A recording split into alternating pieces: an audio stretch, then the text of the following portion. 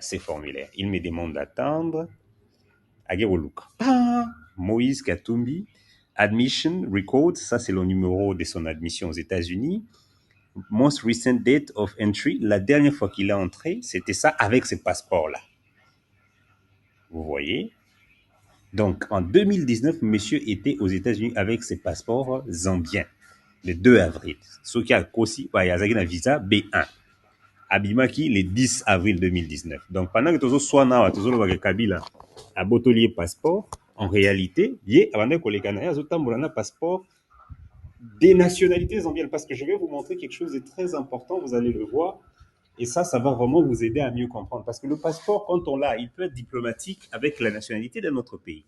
Or, ici, quand vous regardez, ça c'est la date de son départ, mais les détails qui viennent ici, last surname, last name, Katumbi, first or given name, Moïse, date de naissance, numéro, country of citizenship, le pays des nationalités.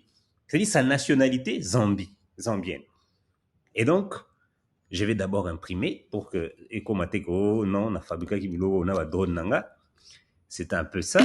Et puis, je vais avoir l'historique de ces voyages en cliquant là. Voilà, je descends, numéro, c'est ça. Voilà, departure, la 2019 Ayaki, Akei, Aïe Soussou. Après, ils ont peut-être mélangé avec tous ces autres passeports, puisqu'on retrouve 39 voyages que le monsieur a fait aux États-Unis depuis 2013. Donc, la minute, on a vu que Moutounangai a déjà aux États-Unis depuis 40 fois.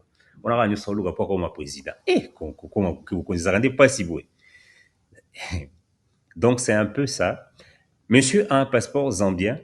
Il s'étrangle. Pas son passeport zambien, c'est très différent. Il a la nationalité zambienne et en a un passeport, puisque les données des États-Unis les certifient. Alors, moi, je vais aller loin. Je vais poster cette vidéo sur Internet. Je mets l'ambassade des États-Unis à Kinshasa à défi de me prouver que ces informations sont fausses. Monsieur l'ambassadeur ou bien madame l'ambassadrice, depuis que mon ami Mike Hammer est parti, je vous mets à défi de me prouver que ces informations sont fausses. Maintenant. Mais chez tous ceux qui suivent l'actualité électorale en RDC, allez poser la question à l'ambassade des États-Unis à Kinshasa si ces informations sont fausses et qu'elles nous disent si elles sont fausses et comment elles sont fausses. Puisque nous sommes sur un site officiel, vous regardez ici, les cadenas ici, la certification, la sécurité, vous voyez bien, et les valides du gouvernement américain, GoTrust, voilà. Donc, il n'y a vraiment pas de trafic sur ça. Je suis webmaster, c'est pour ça que je vous montre ce genre de choses. Et puis, vous regardez ici, c'est un site. Et par l'accès du site, comme on est arrivé, par Google. Donc, ça veut dire qu'il n'y a aucun moyen pour nous d'avoir inventé ces sites. Au pire encore, que l'ambassade des États-Unis vienne nous dire que si ces documents sont faux. Voilà. En tout cas, je vais revenir avec ça sur VAR. On va vraiment parler parce que le problème avec quand on aspire à diriger le pays, c'est qu'il faut être quelqu'un qui est quand même dans le vrai. On ne peut pas avoir des passeports dans un tiroir, tantôt italien, tantôt zambien, et puis venir ici nous montrer, nous se faire passer pour l'agneau, la victime. Non. Ces méthodes des magouilles, enfin, c'est une méthode des gens en fait qui ont des multiples identités, des choses comme ça. En fait, on ne peut pas avoir ça à la tête du pays, sincèrement. C'est un danger permanent.